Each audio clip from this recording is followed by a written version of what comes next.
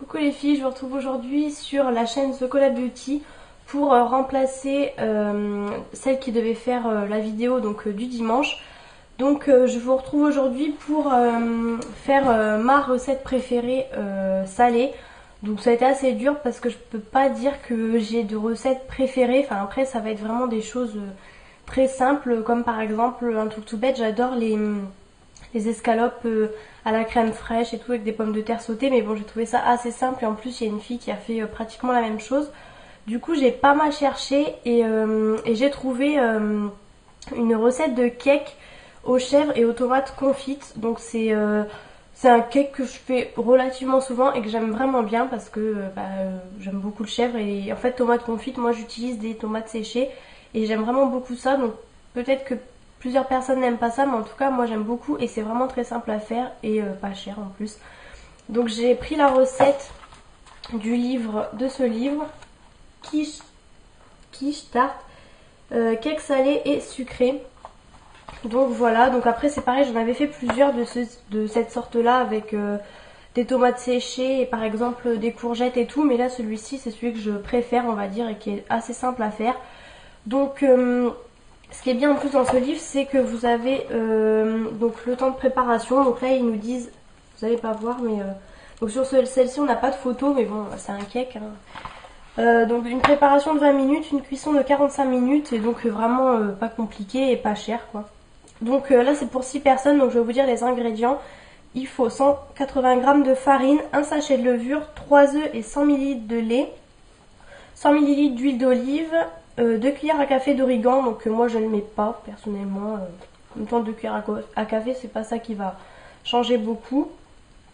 100 g de gruyère râpée, une bûche de chèvre, donc tomates confites et sel poivre. Donc tomates confites je pense que c'est pareil que tomates séchées. Après c'est peut-être celles qui sont en conserve, mais en tout cas moi j'utilise les tomates séchées en pot tout bêtement, voilà. Et par contre ils disent pas combien, donc après moi je prends c'est en pot en verre dans de l'huile en fait, donc j'égoutte l'huile et parce qu'ils disent déjà de rajouter 100 ml d'huile quoi, donc j'enlève l'huile qu'il y a dans mon pot en verre et donc je mets en fait c'est un peu à la louche, vous voyez selon le chèvre et tout. Après c'est un peu comme vous voulez. Donc il faut faire préchauffer le four à 200 degrés, donc thermostat 6-7, moi c'est en degrés personnellement. Ils disent de fouetter les œufs et incorporer le lait et l'huile d'olive. Mélanger la farine à la levure, puis ajouter là au mélange précédent en mélangeant bien, assaisonner, ajouter l'origan. Donc moi comme je vous ai dit je ne mets pas d'origan. Incorporer le fromage râpé, la bûche de chèvre en morceaux, puis les tomates coupées en petits morceaux. Donc moi, enfin je sais pas si vous avez déjà pu voir, les tomates séchées c'est vraiment, c'est on va dire petit comme ça, c'est vraiment tout petit. Donc je les recoupe pour être plus simple parce que c'est assez, c'est plein d'huile en fait. Je prends un ciseau, comme ça c'est beaucoup plus simple. Et donc voilà quoi. Voilà, après donc ils disent de beurrer le moule et y verser la préparation au fourneau 45 minutes.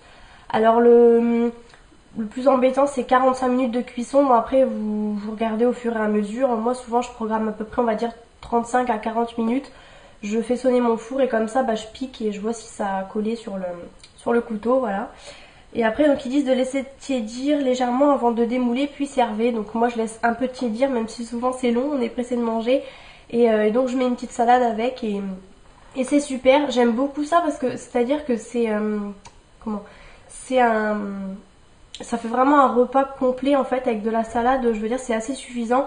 Et le cake c'est le truc qu'on pense pas forcément à faire mais qui est super rapide et vraiment ouais, super simple à faire, je veux dire quand on rentre du boulot ou quoi.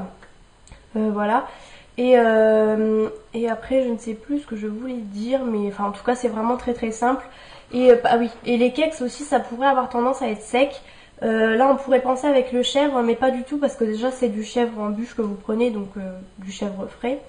Et en fait les tomates vu qu'il y a pas mal d'huile c'est pas sec du tout, je veux dire c'est pas c'est vraiment pas sec.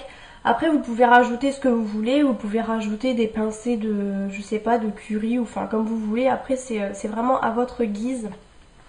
Donc après je mets ça dans un moule à cake hein, normal comme vous voyez comme ça là. Voilà, ça gonfle un petit peu, donc vous voyez sur la photo de présentation, bah voilà, ça représente à peu près ça. Ça a tendance à bien gonfler parce qu'en fait ils nous disent un sachet de levure.